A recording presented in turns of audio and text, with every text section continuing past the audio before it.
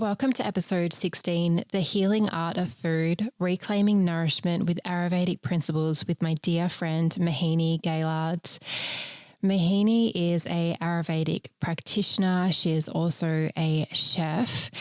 I have experienced her nourishing creations firsthand at retreats and some of the personal events that I have hosted.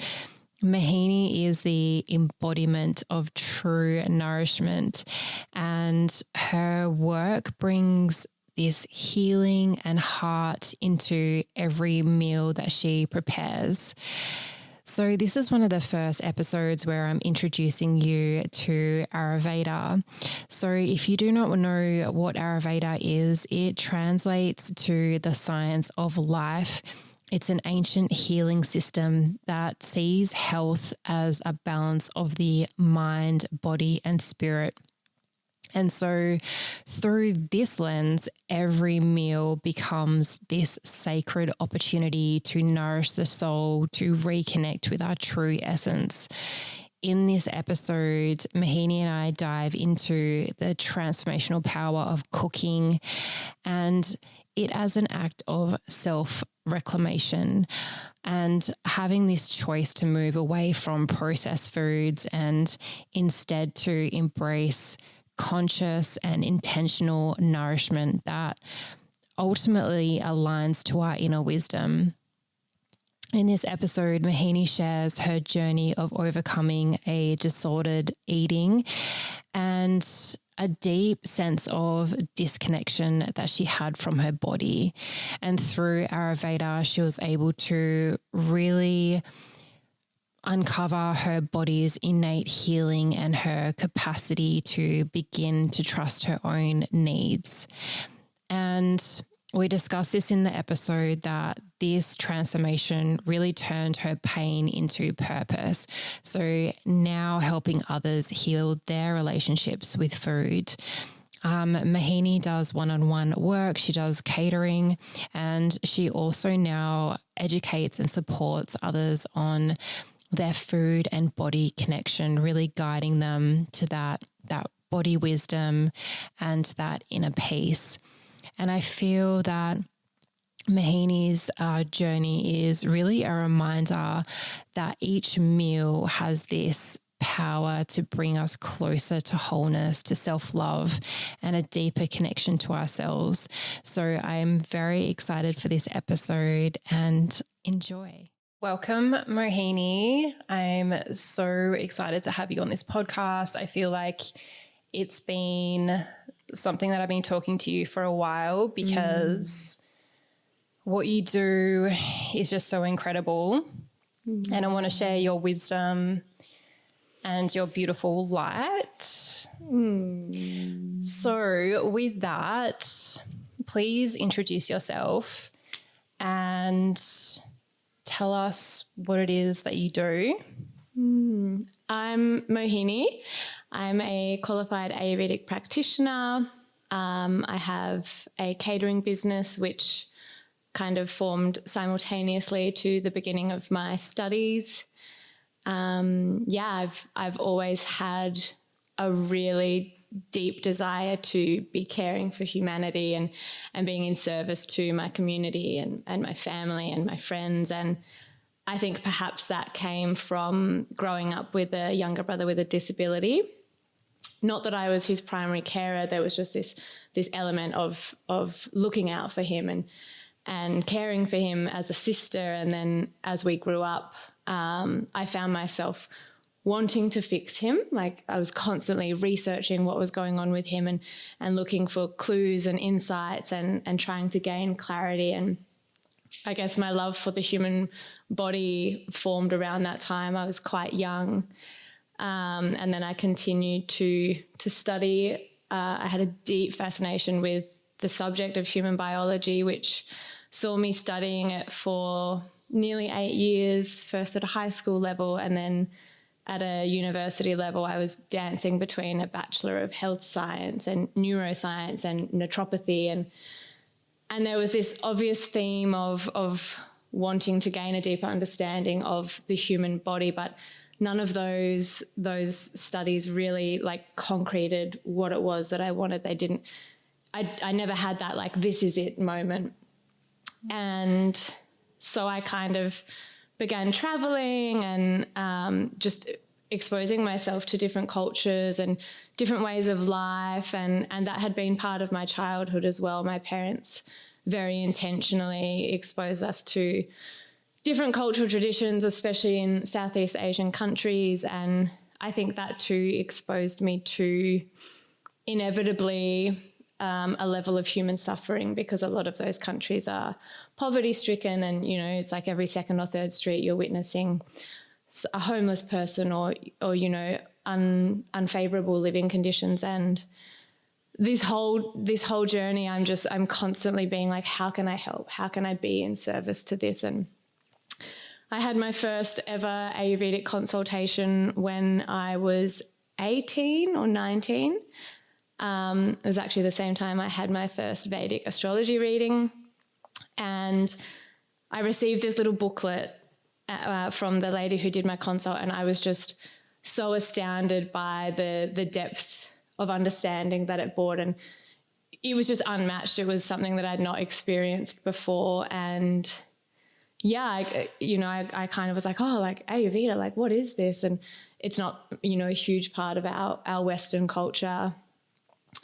And then I kind of continued traveling, and Ayurveda kind of got put on the back burner until I was doing my yoga teacher training in Guatemala, which was 2017, I think. And at that point, one of our lecturers, Evan, he was an Ayurvedic practitioner living in San Marcos, and he was the first person who I received a consult from him, and I was able to confide like a really deep struggle that I was going through with him, and he was so free from judgment, and I didn't feel any shame. And he was, you know, the first kind of professional person who I was like, he might be able to help me through this. And I think just having that realization, all of a sudden I was like, I think Ayurveda is it. Like, I think that's what I want to study. And, you know, they say Ayurveda finds you at a certain time in your life, and it finds the right people. And I really felt that I was in, the really deep depths of an eating disorder and this disassociation from my body. And such a heavy component of Ayurveda is about like learning how the body works, and it's discovering its innate healing ability. And I was exposed to that, and the rest was kind of history. We continued traveling for a little bit. And then when we returned home in 2019, I enrolled to study and simultaneously opened this catering business, which was so unintentional. It was not planned at all, and it just kind of, it took off. And I think it was beautiful to be studying Ayurveda adjacent to opening up this business where food is like the whole emphasis. And all of a sudden I was trusting my body again, and I was able to eat meals where I was like, I'm not anxious, I'm not stressed about this, I'm feeling completely satiated from this food. And it was like that aha moment of like, this is why Ayurveda came to me. It's, you know, I was on my own healing journey, and up until that point, nothing had really pushed me further in that healing journey.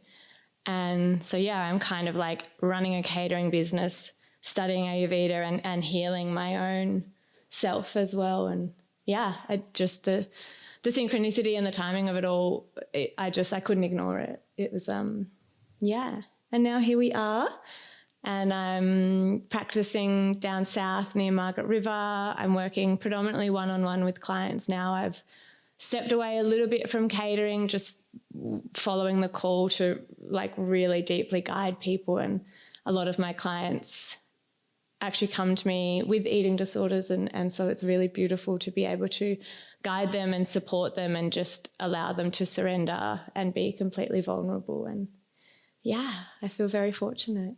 I love that, because when we look back at our biggest struggles of what we've really had to work through in our lifetime, especially in the Vedic chart that we can see, it's always what we end up like being our greatest gift and how we can give back. And so something that we've really had to, work through. And so I love that that's your story and you're able to, like, I think that's in society right now, I've seen this deep change that people are becoming more connected to their food. And I think for so long there's been this massive disconnection from our body, disconnection to what we're eating. And I really feel like that's even like a deeper layer of an eating disorder, that disconnection there.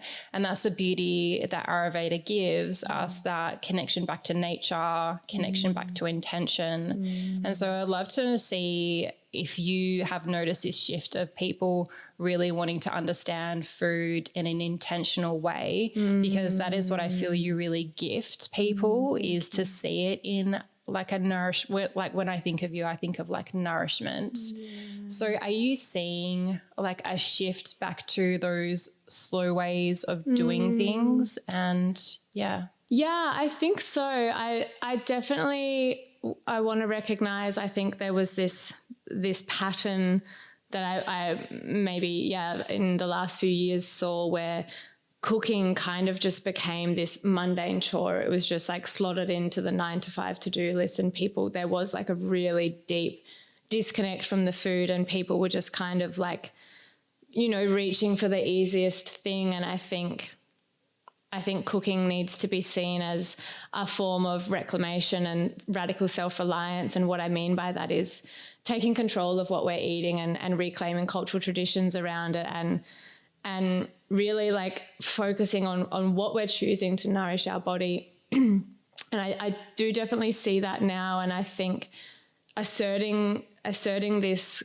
kind of, it rejects our dependence on processed foods and moves us more towards making conscious and intentional choices around the food that we're choosing to nourish us. And I'm definitely seeing a shift in that now. And it's like a very common theme when I'm on retreat. People are like, oh, I want to learn how to cook like this, or, how are you doing this? And there's this interest that's building again. And I think it's really beautiful to see, and especially because I think the demands of society to be like busy and successful, and it's such a fast pace, we're doing all of these things, and it eliminates the choice to be able to cook slowly and with intention. And I see this kind of like, it's like we're coming full circle when we're coming back to like the simplicity of cooking and doing it slowly. And it's definitely, I think there's still ways to go, but I can see it coming. And I think there's enough information out there now, whether it's through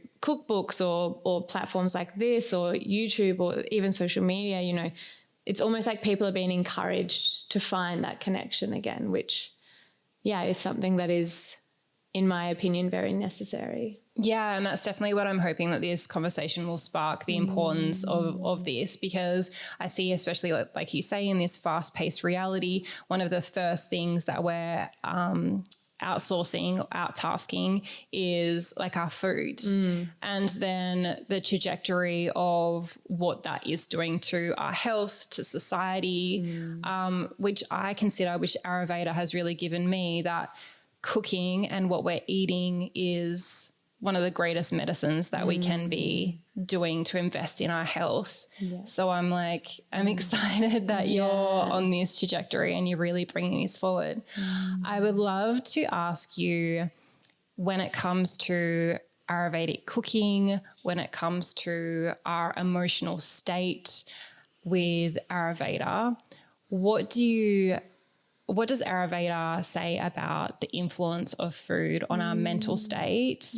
And overall, how does Ayurveda view food?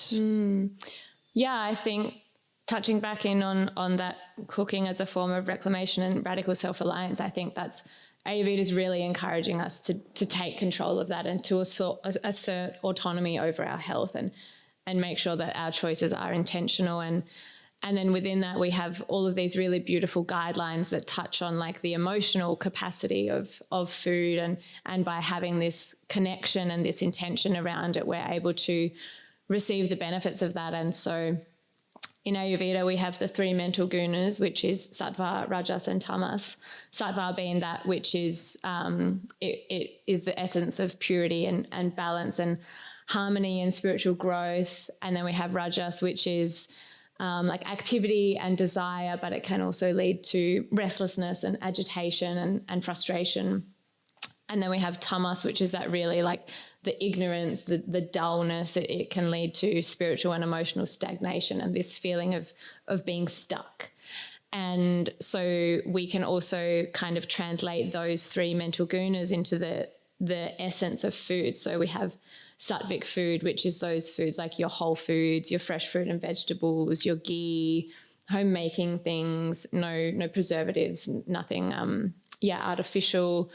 We have rajasic food, which is those kind of like stimulating, heating foods. So you've got your coffee, your chilies, your onions, spicy snacks, which initially might feel stimulating, but can actually lead to like restlessness and like this like hyperactivity and disconnect. And then tamasic foods, it's like your coffee and your alcohol and heavy meats and stale food or leftovers. And if you think about like a dull quality, it's like the brain fog, like this real like heaviness about us. And so if we're consuming foods that are mostly tamasic, then we can expect to be lacking the clarity and the balance and the harmony. And then furthermore, we've got the 6 tastes. So sweet, sour, salty, bitter, pungent, and astringent. And Ayurveda again recognizes the emotional qualities that those tastes can bring. But there's both sides of the scale. So it's like, the sweet taste in moderation can bring feelings of love and compassion and satisfaction, but in excess it can lead to lethargy. And if you think about like the sugar crash almost, if it's like this constant up and down.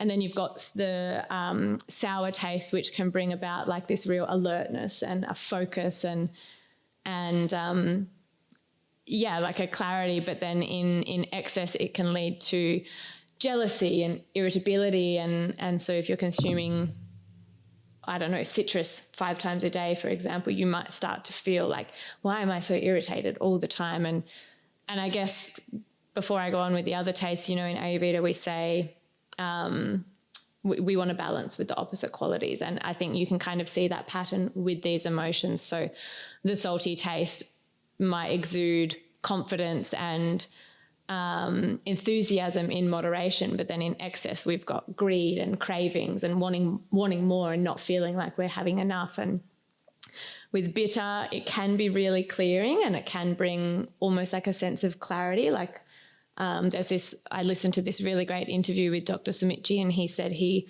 starts his day with the bittersweet complex to give that the sweetness, the feeling of happiness, and then also this like clearing his mind for the day. If you were having bitter in excess, you might feel dissatisfied and isolated and withdrawn. Pungent can bring about a sense of boldness and a real like firm, like, yes, I can do this in moderation. And then in excess, we've got anger and impatience and, things aren't happening quick enough. Like I need more pace. And then lastly, we've got astringent as a taste, which can be really firm and grounding. And it can also bring about fear. And so if we can translate the tastes into that emotional understanding, we can learn to balance that throughout our day. And we say in Ayurveda that each day you should try and ensure that you have all 6 tastes. And I think that's on like a physiological level. It's both for digestion and assimilation of nutrients and for our mental clarity and our emotional state. And it really affects our spiritual growth. Yeah, and this is what I love about Ayurveda, that it actually is addressing and acknowledging. And I think modern science will eventually catch up to this, as it has in, many other things that Ayurveda says, like the mind and the gut brain access and all these things that modern science now is actually saying what Ayurveda has been saying for, over 7,000 years. But that food and the qualities of food can influence our emotional states. So when we know that, when we're in a heightened state, would you say that we would typically go more to a likeness? Like if we're in that really hyper state, we're probably going to reach for another coffee rather than having that, deeper understanding that, okay, I need to do an opposite quality to really bring my emotional state back to a grounded awareness. Yeah, exactly. And that goes into that consuming things in excess. You're going to want to keep consuming them. If you're having 3 coffees a day, and then you begin to crash, you're not going to be like, oh, maybe I should have something grounding. If you, like you said, you're naturally in that heightened state, you're like, oh, well, I'll just stay here. Let's have another coffee, or, let's have something really spicy for dinner. And there's, it's that disconnect. We kind of like disassociate from our body's innate wisdom because our ability to listen goes out the door, essentially. And that's what Ayurveda has, this really intentional, deeper understanding of listening to your body and what it needs. And you were saying about the six tastes and trying to incorporate that every day. Can you talk about ghee in that? Because that has the 6 tastes. So if someone was starting and going, this sounds like really hard to do just starting out, is ghee a good place to start to get those qualities? Ghee, in my personal opinion, is just the golden nectar. It's like the missing piece of society. I think it's so nourishing and lubricating, and it does have all 6 tastes. My understanding is if you add a basil leaf and a pinch of turmeric, you give ghee the ability to encompass all 6 tastes. And so I have ghee on literally everything. If I'm even going to have a coffee, so we know that coffee is bitter and astringent, for example, which means it's going to have that really stimulating effect on us. It's going to pull, which is why a lot of the people will, they might need to have coffee in the morning before they have a bowel movement, and it has that like the pulling, stripping action. If you added ghee to that, you're adding in this like soothing, lubricating, grounding substance that has all 6 tastes. And so, I mean, it's not going to completely counteract the effects of it, but it's a start. Yeah. And, I think there's a place for everything. And that interview I was talking about with Dr. Samucci, he said, he starts his morning with an espresso coffee, and it's because it is bitter and it does in moderation provide you with the stimulation, and it clears the mind. It brings forth that clarity. And then he will end his day with a glass of single malt whiskey. And it's because single malt whiskey has the astringent taste. And so, like I said before, astringent in moderation can be really grounding. It can provide this sense of firmness. And to end your day with something grounding, like, is there a better way to end your day? That sounds like heaven to me. Oh, I know. Two of my favorite things, coffee and whiskey. Yeah, when I listened to that, I was like, great, perfect. Permission slip, let's go.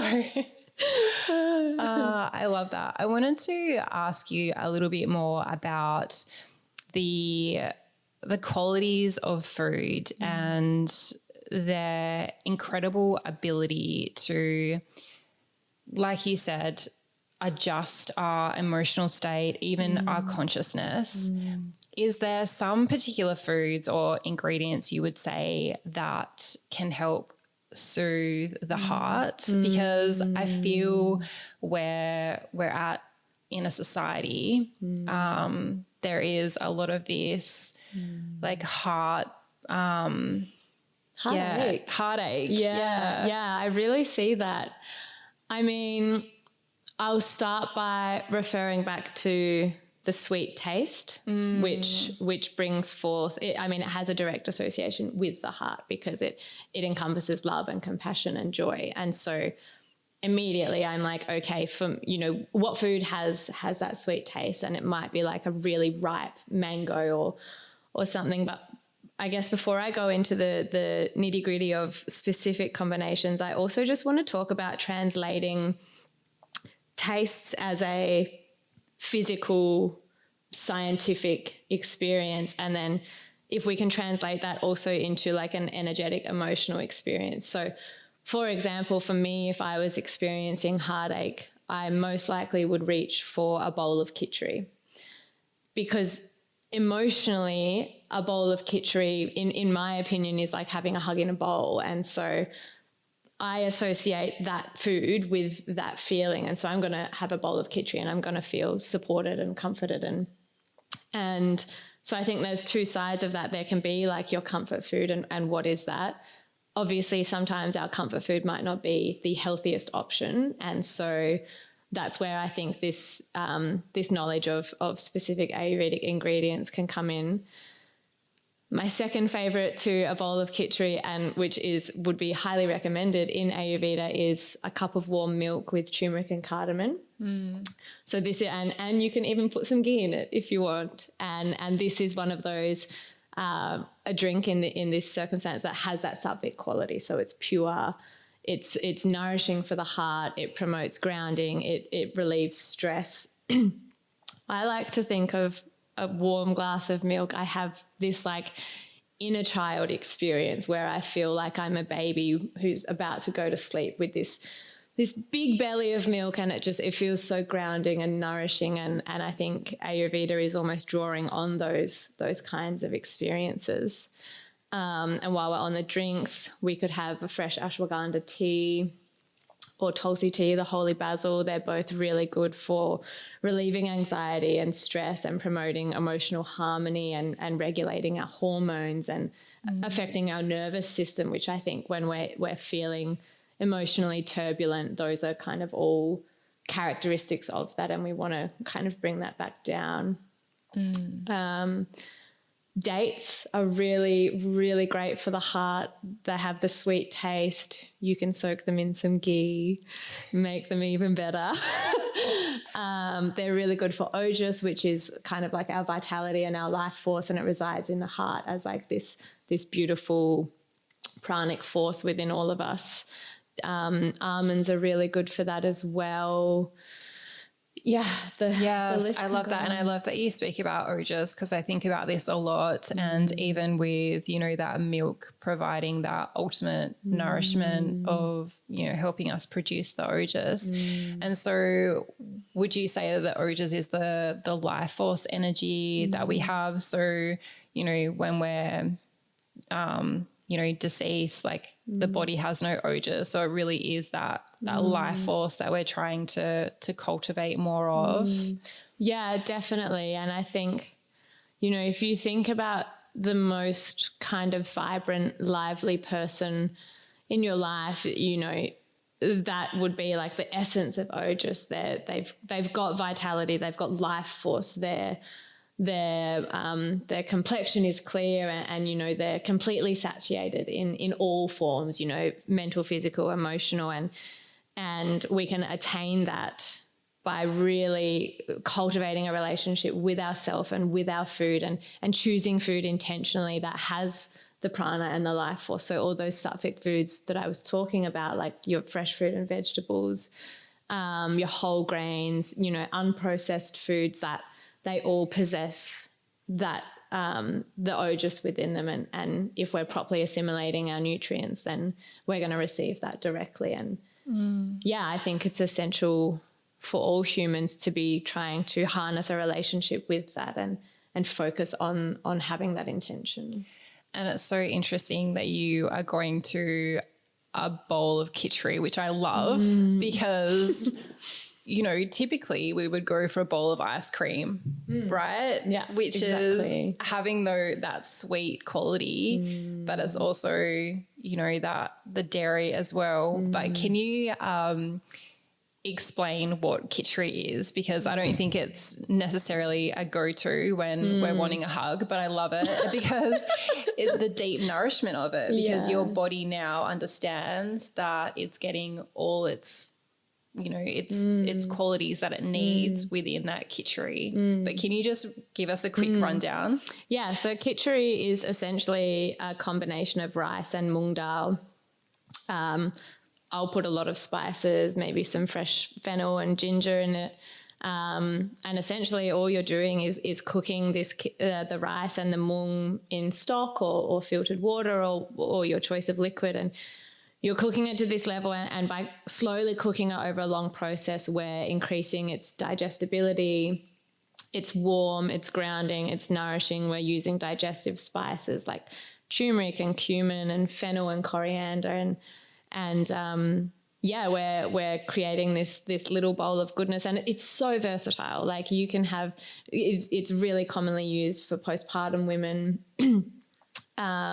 You can add vegetables to it. Like you can literally do whatever you want with it. It's like, I mean, even in terms of the texture, you could, cook it until it's just cooked, and then you've got this beautiful grainy, almost like a salad. Or especially if I was stressed, I would, cook it to its almost soup.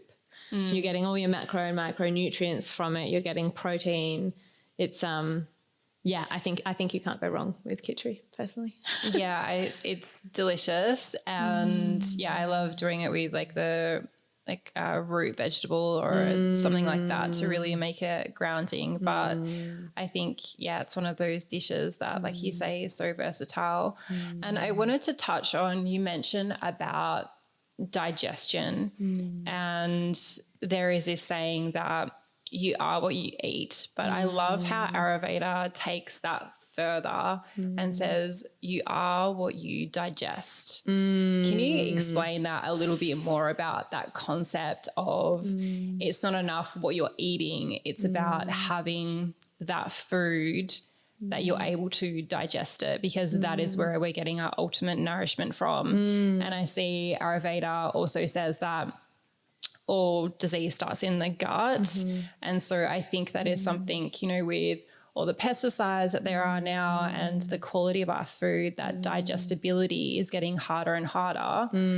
What are your thoughts about, from the Ayurvedic lens, on, like you said, creating food that's easy to digest? So if your digestion is a little bit, harder to process things, how do you counteract that? What are you saying to your clients? Yeah, I think if we have, so in Ayurveda, we understand that Agni is digestion, and so it's fueled by fire. And I guess I'll start by saying that in general, our digestion, because it is energetically fueled by that fire, that burning, it's highest at midday.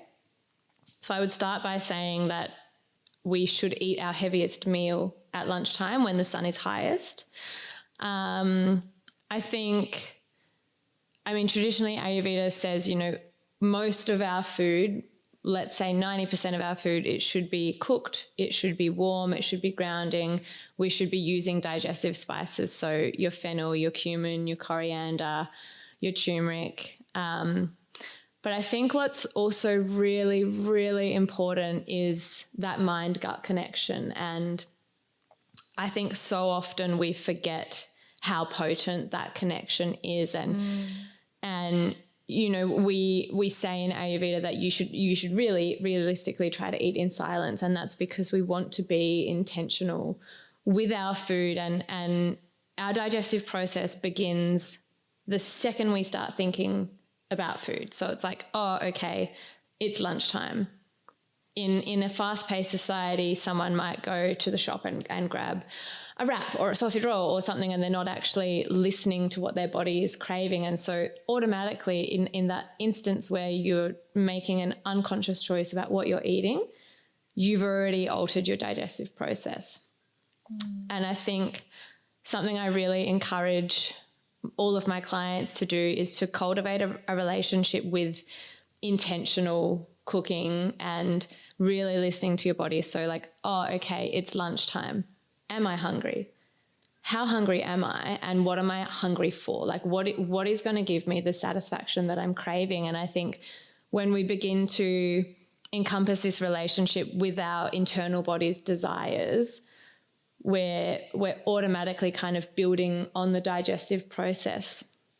I had this really interesting experience when I was living in Canada, and I was most likely in the deepest depths of my eating disorder. So naturally my digestive process was almost non-existent, right? Like if you, yeah. So I went to this intuitive eating workshop, and a really heavy emphasis on this workshop was activating all of your senses and incorporating that into every single meal time. And so we weren't necessarily cooking the food, but we had to do a yoga class, and there was this beautiful chef cooking the food in the room with us. So automatically while we're doing yoga, you can smell it, you can hear it. It's activating the senses. Your tummy starts grumbling, and you know, as soon as your senses are activated and you're thinking about food, like I was saying, your digestive process begins. So your body starts to release the enzymes and get ready to chew. And so, yeah, we're doing this workshop, and then the meal was served to us, and we were given this beautiful plate of all different colors of food. And there was rice and raita and 2 different types of curry and some dosa and a little square of chocolate. And you know, you've just done an hour-long yoga class, and you're like, okay, I'm hungry. Like my digestive system is ready to go. And I definitely had a bit of anxiety looking at this plate of food. I was like, this is the biggest plate of food I've eaten in a long time. And the facilitator was like, okay, we're going to like take our food up and close our eyes and smell each individual part of the meal. So you know, you've got all these incredible smells. Like I've never smelled anything like it. And then in silence, we were instructed to eat with our hands. And this made a lot of people really uncomfortable because, you know, traditionally in Western society, we don't eat with our hands. But what this did was it forced you to be like so present with that meal, and your tummy is grumbling, and you've got like you're like, how do I scoop this? How do I do this? And everything around you kind of dissolves, and you're almost building a relationship with consuming this meal, and there's so much presence there, and you're eating each individual element. And then it was like just the most beautiful experience witnessing how the mind can completely influence our digestive process. And I remember walking out of that class and thinking like, okay, like this is where the process of my eating disorder begins. And I actually had the complete opposite experience. I was really calm. I felt completely satiated. I didn't feel anxious or overwhelmed. And I think that was the first time where I really realized the mind-gut connection and how the mind can have such a heavy influence on the way we digest. And I think if we can really focus on removing all of the other obstacles and rejecting dependence on processed foods and just like harnessing our own innate healing ability and learning to listen to our body's cues, then naturally our digestive process, especially following the Ayurvedic principles of using digestive spices and not drinking when you're having a meal and making sure everything is mostly cooked, then the two of those together, it's like a recipe of perfection. I love how you explain that. So passionate. Yes. And yeah, with that, not having that liquid with it while eating the food is one that people ask me a lot because it's become so customized now to have that liquid. And so like just with that, digestive juices, it's diluting that. So like not having that. Yeah, exactly. And I love how you have brought all the senses into that, because that is your work, and that's what you've crafted in what you create, especially in your catering, like your intentionality when you're doing the whole cooking process, the slowness and the intentionality that you put into the food, into the combination. I'd love you to speak more about how you cultivate that when you're cooking, because I've experienced your meals and when I've been on retreat, and it's so nourishing, and like you say, it's so filling in the nutrients. It's like you've put love into the food. And so I'd love you to explain about, because in Ayurveda, our teacher used to say how be mindful when you're cooking because your intention, what you're feeling is going to be put into the food.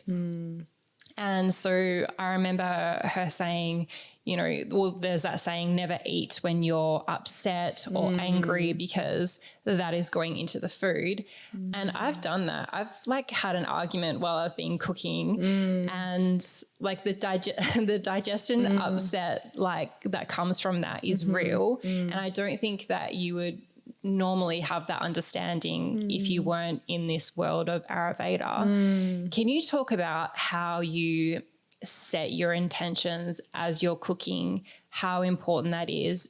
Do you feel it is just as important as creating that silence when you're actually eating the meal? Like how much is that person that is cooking the meal influencing the energetic composition of the food? Yeah. Such a great notion. I think what it really comes down to is recognizing the intention behind the meal and understanding what we want to receive from it. So, for example, for me, like I know if I'm on a retreat, for example, I know that I've got this 16-hour day ahead of me and I'm like, okay, but yes, this is my job and I also have like this deeply ingrained desire to provide nourishment to the people on this retreat. And I think perhaps it comes from experience or perhaps it comes from struggling with an eating disorder for the better part of 10 years. It's so important for me that I put intention into each meal. And sometimes I have to remind myself, you know, I think circling all the way back to the beginning of this where, you know, I was talking about how for a lot of people cooking has become almost like a part of their to-do list. It's like this automatic process and it's just like, get it done. Like this is a chore, you know, it's mundane, it's repetitive. I don't want to cook. And I think if we can catch ourselves in that moment and remember that like the food that we are choosing is what is going to provide us with nourishment on a mental, physical, emotional, spiritual state. And if we can see it as that and see it as that medicine and this, you know, it does provide like our makeup. And so for me, I will begin, if I'm working, I will begin my day. I give myself an hour before I'm entering the kitchen. And that hour is just, it's completely for me. It's where I'll do some gua sha or I'll have a shower, I'll do my oil pulling and tongue scraping. And it's so important for me to have that moment to myself before I'm then going into being in service to providing nourishment for these people. But even at home, you know, I've caught myself in those phases where it's like, I really can't be bothered cooking tonight. I'd love to just make some 2-minute noodles. But I know like the fact that I'm having that emotional experience, to me now I can recognize that as being like, okay, so my body actually probably needs even more nourishment than, you know, a day where I'm excited to cook and I'm like feeling creative and doing all of that stuff. So I think recognizing your thought pattern before you're cooking, and then, if possible, changing that intention and reminding yourself that this is going to provide me or my husband or my kids or my family nourishment.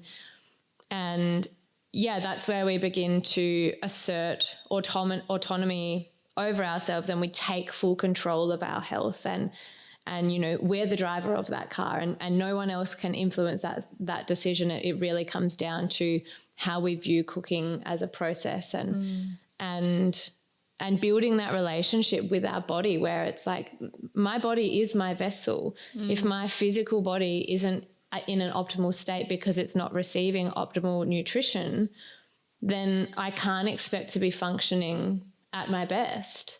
And I think it's really easy in this busy society to forget that and just, you know, grab a snack on the go. And it's like you said, you know, when you're cooking with anger and distraction almost, you're assimilating that as well. You know, you think about a time if you've sat down to eat, you're stressed, or maybe you're talking about business with a colleague and all of a sudden you have finished your lunch, but you're either completely dissatisfied because maybe you didn't taste the food, you didn't have that experience, or perhaps you've eaten so quickly that you weren't able to listen to your body's cues of like, hey, I'm full and I actually don't need any more nourishment. All of a sudden you're way too full, you're feeling lethargic, you've got reflux or hyperacidity, or you're bloated, and that's where that kind of tamasic quality comes in, where it's really like dulling and foggy, and so I think it's so important to be present with our food from the moment where we're going into that, and to cultivate that relationship, and it's only when we can cultivate that relationship that we can expect this harmonious kind of like symbiotic relationship between our mind and our gut, and digesting both on a physical and an emotional level. I find it very easy to cook for my husband because like I want to like lovingly look after him and make sure like he is functioning at like his best. But sometimes I will catch myself if he is away, the meals that I will typically then just make for myself are not at that level, which I find is like, when you look at that, it's fascinating. It's like, well, how about I give myself like that nourishment that I would be giving to someone else? Yeah, absolutely. And I think as women, like I saw that with my mum as well. Yeah. She would often like give herself like different, or what wasn't like the most attractive looking or whatever. Or she'd have less because she wanted you to have more. Yes. And I find that really fascinating, and, you know, being exposed to Ayurveda, it started to undo all of that for me and started to see it as like this act of self-love is creating something that is really nourishing, not just for someone else, but to do for yourself. Yes, I couldn't agree more. And I think, it's so important. Like, you can recognize the deep love and care you have for your husband. And so you're making sure, his meals are going to completely satiate and satisfy him. And then it's like, okay, well, what is that saying about your relationship with yourself if you're not having that same desire to do that for yourself? And I think Ayurveda really encourages you to carve out that time for yourself first. Even I think, like, as you would know, working in the realm of being in service to other people and providing that care and being a healer, it's very easy to put others before yourself and to not recognize your needs, and maybe it even goes as deep as not recognizing your needs as being worthy of that level of attention. And I think it's a slippery slope, and it's so easy to fall into that pattern, and Ayurveda definitely is like a constant reminder of like, come back to self first. Like, we can only look after ourselves if we're fully nourishing ourselves first, and then we'll be at even a greater capacity to then look after the people that we love. Speaking of this connection and the connection that food gives not only to ourselves, because that's what it's definitely given me, but I love how you create these experiences with your food, like sharing the food, because when I've been on retreat and you have been doing the nourishment of the retreat, the best part, I wanted to think about how I phrase this, but the best part that I think about those retreats is always at the table eating the food, because not only is the food nourishing, but like the conversation, no one's on their phone, like there's no TV on. We're having this really beautiful conversation, but like, I would like to get your thoughts on how food can be like the connector for community. And back to what you were saying at the start about food being more of a ritual, and I think that we've lost that. And so one of my favorite things to do, and I've started to really cultivate that, is creating like these solstice events where you're taking that intentional time to come together to eat a really nourishing meal. Do you think there is this potential to, this farm to table movement kind of thing? I'd love to know what your thoughts are on really cultivating that community through that food. Yeah, it's an interesting one because, as you know, like traditionally Ayurveda would say that we should eat in silence. And I remember when I first kind of learned about that notion, and then I would be on retreat and mealtime was always like chatty and exciting and people are, talking about their lives and all of that. And I was like, oh, like, I'm not sure how this lands, because in one sense, I think that, yeah, being silent and reverent is really important. But I think like culturally, like tradition would say that mealtime is this shared experience, and food really brings people together. It always has, we've like our ancestors and like just about every culture in society, I think would see mealtime as this time where the whole family comes together, or, you gather and quite often a meal is shared, and that's kind of like the center point. And I think, yeah, being on retreat, I've really noticed that it's usually at mealtime where the walls come down and where people's heart opens up. And I think it comes from, I mean, receiving a beautiful meal is one thing, but I just think there's this level of vulnerability around food, and I've not yet quite been able to place my finger on what brings about that vulnerability, but I've just, I've been doing retreats now for 6 years, and every single time without fail I see, just this like big compassionate circle forming, and people are forming these connections that they might not have otherwise formed, especially in a retreat setting. People don't know each other. They're coming from all different walks of life, and it's the most beautiful experience. And I think, I quickly kind of was like, oh, obviously if someone wanted to eat in silence, I would be completely respectful of that. And I think in general, maybe in your home setting or whatever, that might be something worth practicing, because again, that cultivates that, like I was saying, like you form a relationship with your food. But I think humanity also needs human connection. And if food can be the center point that brings that together and allows that to happen, and,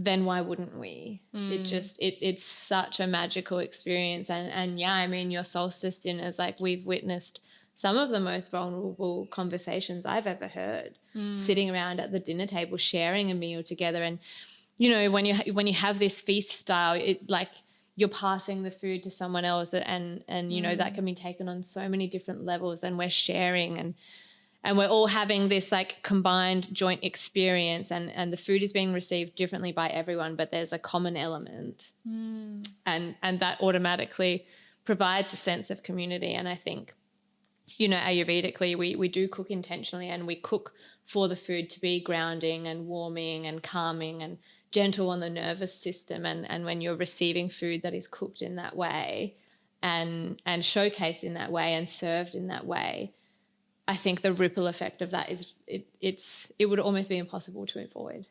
Yes. And I love how you say you can't actually put your finger on it, because that is exactly how I feel about it as well. And there's something just magical about it. Yeah.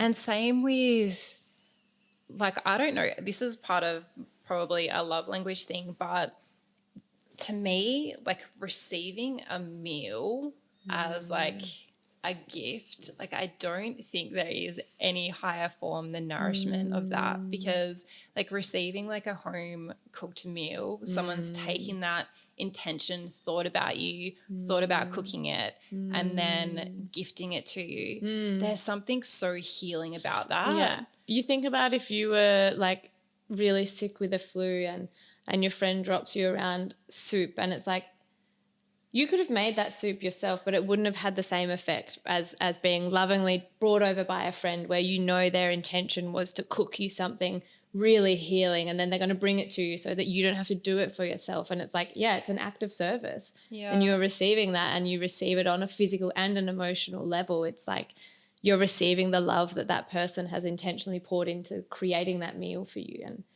yeah, I think it's incredible. Food is such an incredible portal for community and connection. Yes. Could you go more into how to cultivate that awareness when we are by ourselves? Like you talk about the smell and the act and thinking, but you know, a lot of the time in Ayurveda, it's like I've heard practitioners say, you know, chew it until it's like a sludge. Like what's your thought process on even deeper connecting to the food as you're eating it?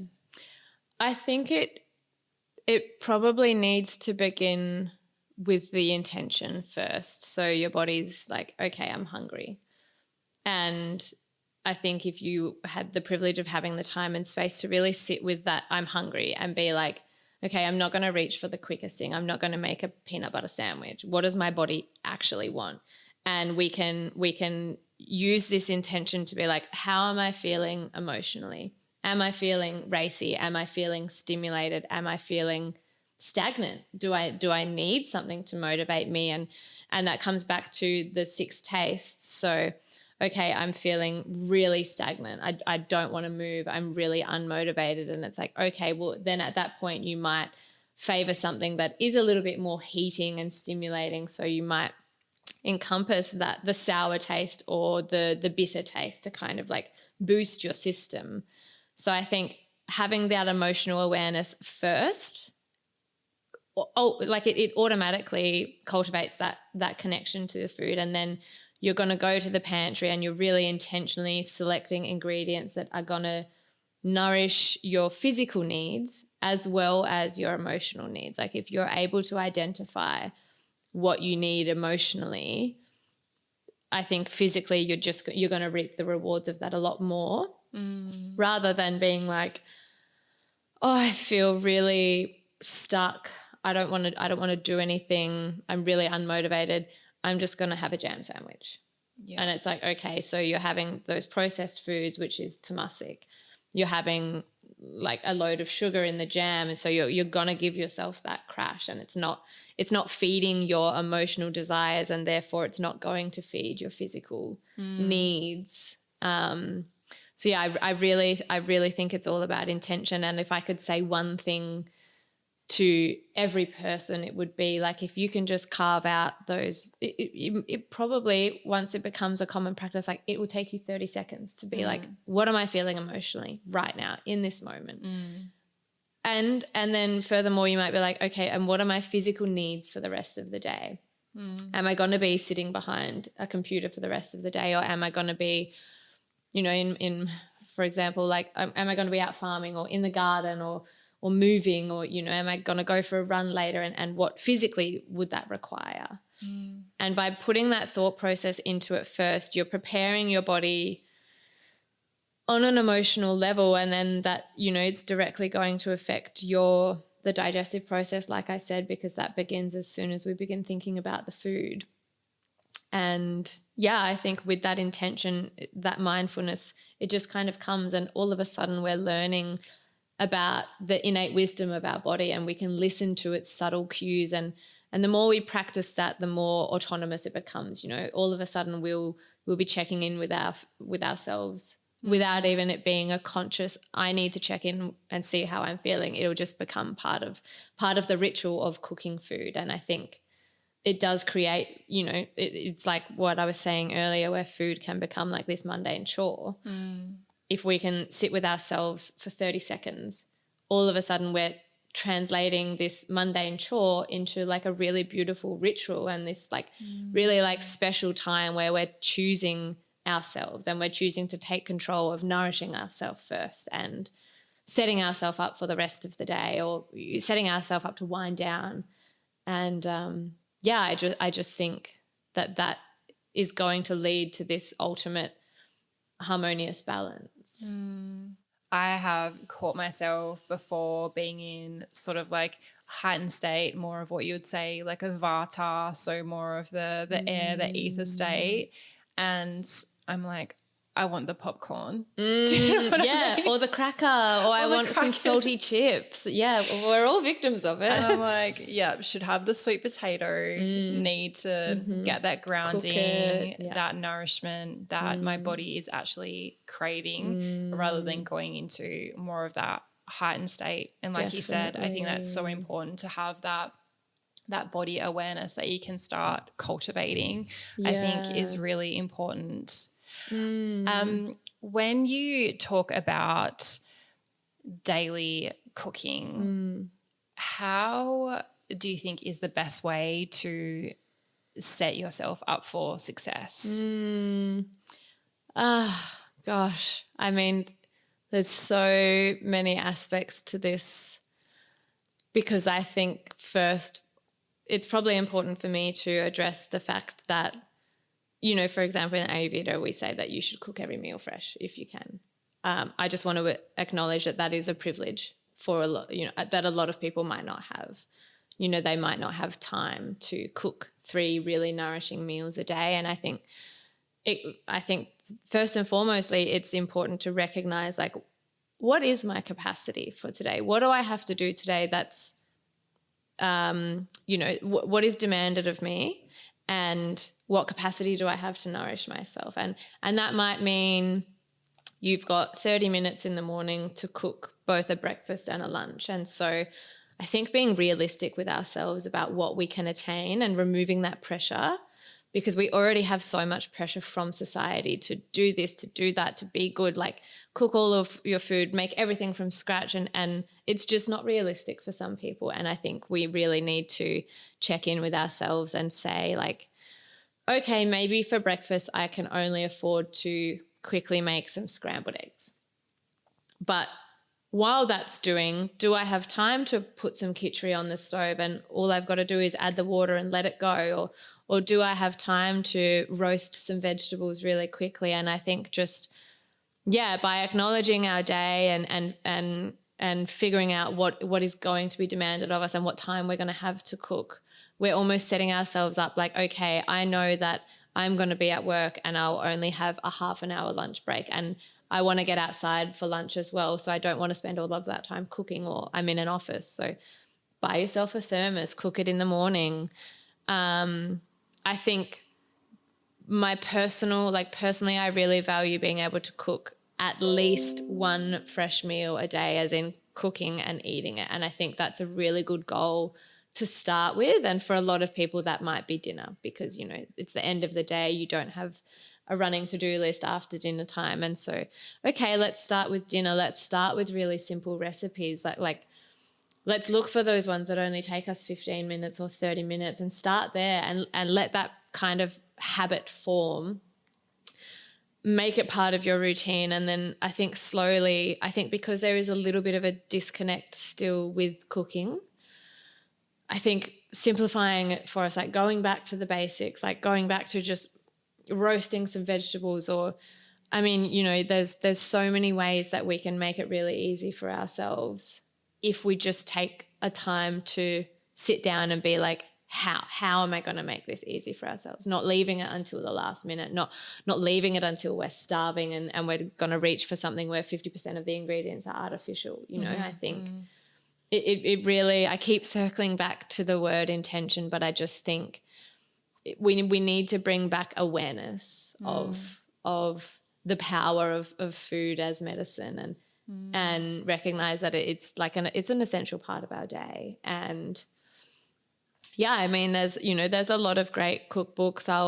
Whenever I do a consult with a client, I give way too much, but maybe not enough too, you know, because I just care so deeply. And so, you know, I've got a mother and she's got 4 kids, and I'm like, here's 20 recipes that are going to take you 15 minutes to cook, like, and you can make it versatile with your kids. And I think it's just, the awareness of your day is probably a good place to start, and trying to carve out a little bit of extra time if you can. And again, acknowledging that is definitely a privilege for some people, and I definitely don't want to be putting pressure on people to cook every single meal if that feels unattainable for them. And I think even for self, removing that pressure. Yeah, I think that's such an important one to address, because I think I'll speak for myself here, but like studying Ayurveda, while it gives us this beautiful connection to back to the earth, back to ourselves, like you say, it can also create this overwhelming state as well of I need to do this, I need to do that. And I love how you've given that permission to whatever you can afford the time to do is like a great place to start. I think that's really important to acknowledge, because when we get in that overwhelm, then we get paralyzed, and then you know, like nothing happens, and then we do reach for that food. Yeah, exactly. I love how now markets have become like quite popular, like going and getting like the groceries, and I feel that this is a movement that is cultivating that awareness of that fresh produce, what's available now, rather than going to like the supermarket and just like everything is always readily available. I think that the farmers markets and things like that are really helping bring that back into people's lives, and having it as more of an event. Like this is a beautiful thing to do on a Saturday or a Sunday morning, to like go and pick the produce, because there is that element of disconnect. You know, we're no longer on the land, or, you know, it would be beautiful. I definitely want to cultivate this in my life, more of that, you know, growing our own food and things like that. But yeah, I love that I'm seeing more people in my life now going to the markets and really starting to think about what are the foods that they can make with the produce that is in season, rather than, I love that. And I love, and maybe that should be added into, you know, how can we create this time for ourselves to cook? It's like, if you have a family, make it a family experience. Take the kids to the markets, take your partner to the markets. It's that that notion where food brings people together again. And if you do have kids, like maybe encouraging them to cook with you. You know, if you're feeling like you don't have time to cook dinner because you've got kids to bathe and or they're demanding your attention, or the kids need to be outside, or they're playing and they want you to play with them, like, okay, so make cooking dinner the activity, and you know, then you're also encouraging that connection between the child and their food from the word go. I love that. Yeah, there's this really beautiful quote by a man called Thomas Edison, and he says, "The doctor of the future will give no medicine, but instead will interest his clients on the frame, on the diet, and the cause and prevention of disease." And I think if we could all take that into our life and become our own doctor and really learn about the human frame and what it needs and how we can prevent disease, and you know, by cooking with your kids and taking them to the markets, you're bringing that into their life at an early age, and I think that is the way of the future, I think. And there's definitely a shift happening. You know, you see more and more people at markets, and to be honest, I think the other thing is, like, chain supermarkets have become so expensive now. Like, it's actually cheaper to shop at your local farmers market majority of the time.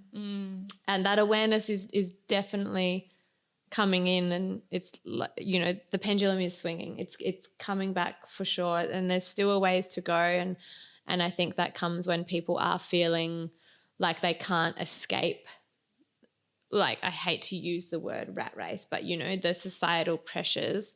I think there's still, you know, a demographic of people that are like stuck in, I can't get out of this, and I'm so hopeful that this work will slowly, you know, just create a ripple effect and spread the information, and be the doctor that Thomas Edison speaks about, and educating people on using food as medicine. I think that's really beautiful, using the food as medicine. And that's really how Ayurveda has taught me to see food, and coming back to the body.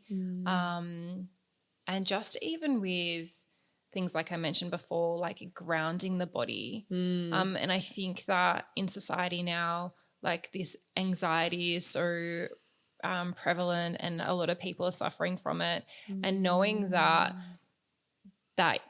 food is so grounding, like just like eating a meal can be so grounding, and like remembering like the power of food is kind of like, society has, this convenience has kind of like stripped that power away from us. And like you said, like I definitely feel that that's the tides are turning, the pendulum is definitely swinging.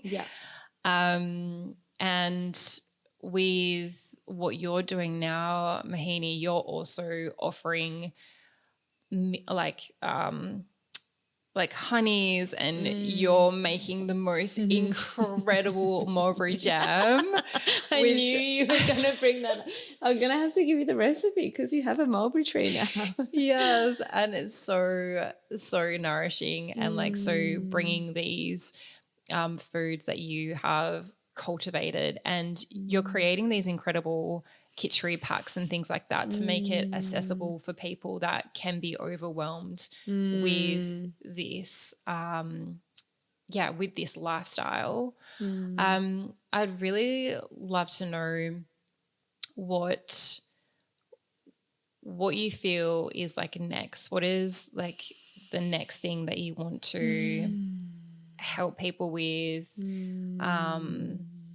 Where are you seeing it heading? I feel like my journey so far has been a lot of surrender.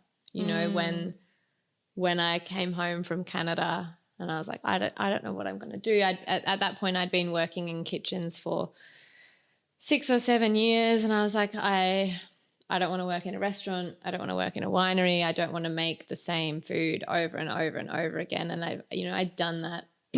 and then, this catering business just like quite literally fell in my lap.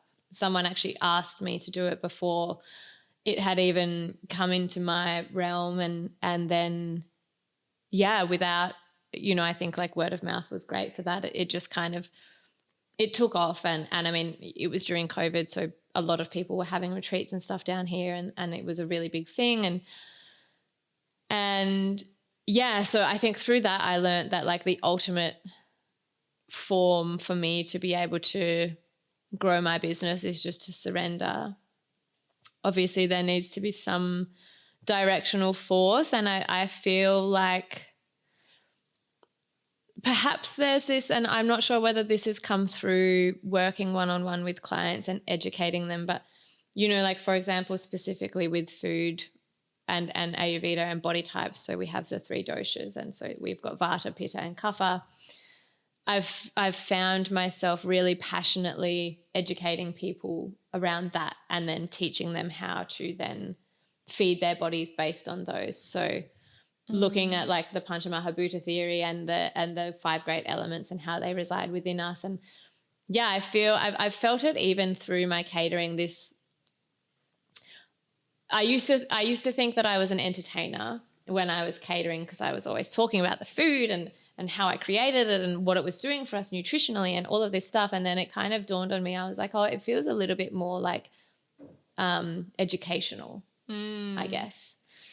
Yes, and I think that's so important, because I think there is so much confusion now on what to eat, because there is so many diets, like, eat all meat or don't eat all meat, and I think this is so important, and that that is part of that mission, because people are so confused. It's so almost confused. Like that paralyzing, like, oh, I don't know what to reach for now, because I've been told that this banana, I shouldn't eat it, or, I shouldn't eat it, and seeing food as either good or bad. Yes. And that's what I love about Ayurveda. It really retaught me how to look and think about food. So there is no like particularly good or bad food. Yeah. Like it's having that balance. The balance, everything in moderation. Yes. Yeah. I definitely think there's an element of my future that will be around providing that education, but just like stripping it right back, you know, like I'm currently running a cleanse, and I had so much fun creating the ebook for them because there was, and maybe it was too much information for some people, but, you know, I was talking about why we have a mono diet and what the traditions are and how they affect us. And also I think something that I really enjoy doing is applying Ayurvedic philosophy to real day life and real life and you know, kind of translating that information. So we look at in Ayurveda, we've got Vata, Pitta and Kapha. In Western medicine, we've got endomorph, ectomorph and mesomorph. And if you actually look at them physically, they are nearly the same. Yes. And so we understand it in Ayurveda on this like energy, more than just the physical. It's also energetic. It's like the subtle energies of the body.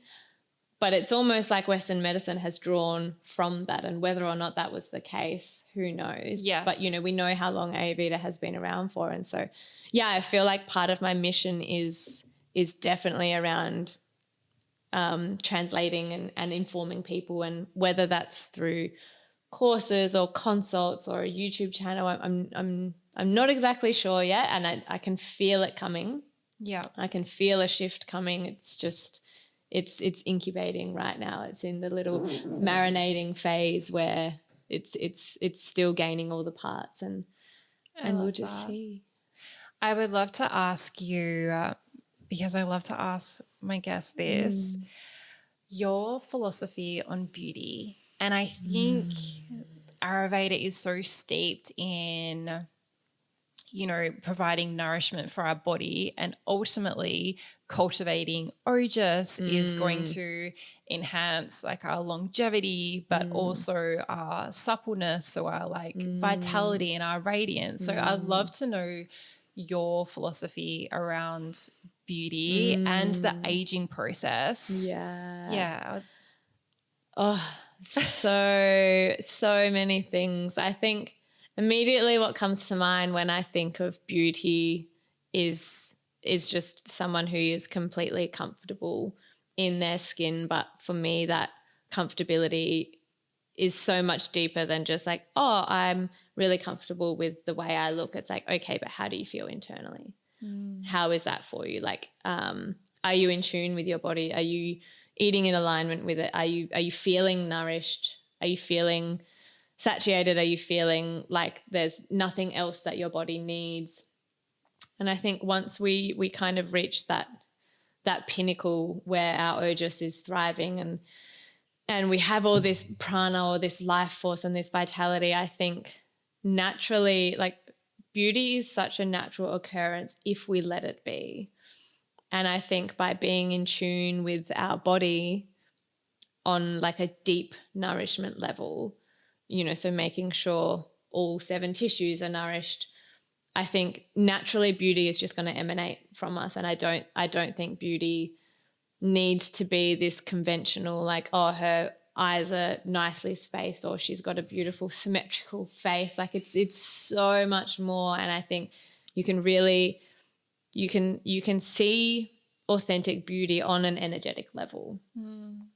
And I think, yeah, it comes from that ojas and, you know, making sure, yeah, all of the tissues right down to our shukradhatu, which is our reproductive system, that's where like our creative force comes from. It's where it's what creates everything in life. And I think if we are completely nourished and satiated, then naturally that's going to create this beauty kind of emanating from us. And yeah, like I think about my friend group, and I'm so fortunate to have so many friends who just, they love themselves. They really care about their health. And I will constantly walk around being like, I've got the most beautiful friends in the world. Like it's wild. And I think it's because everyone is so in tune with themselves. It's not just about being comfortable with how they look. They're comfortable with their personality and with their characteristics and with the way they deal with emotions and the way they deal with, you know, problematic situations. And I think, yeah, there's so many moving parts to beauty, so much more than just, you know, the physical manifestation of it. I love that. Thank you so much, Mohini. Before we go, can you please let the listeners know where to find you? Yes. So the best place is probably social media. My business is Ayurveda. It's spelt, I assume we'll put it in the show notes. Yes, but I it's will. AYURMATA. Through there, the website will be there. You can get in contact with me directly through Instagram or my email or my website. You can read, I've got some great recipes on my blog, a little bit more about my story, and we can connect and see where it goes. Yeah, I would definitely share all those in the show notes. Thank you so much for coming on and sharing your wisdom. Thank you, Mohini. It was so nice. Thanks for having me. Thanks for tuning in to Starbeing. May the wisdom shared resonate in your soul. Until next time, stay connected and keep reaching for the stars. This is Starbeing signing off.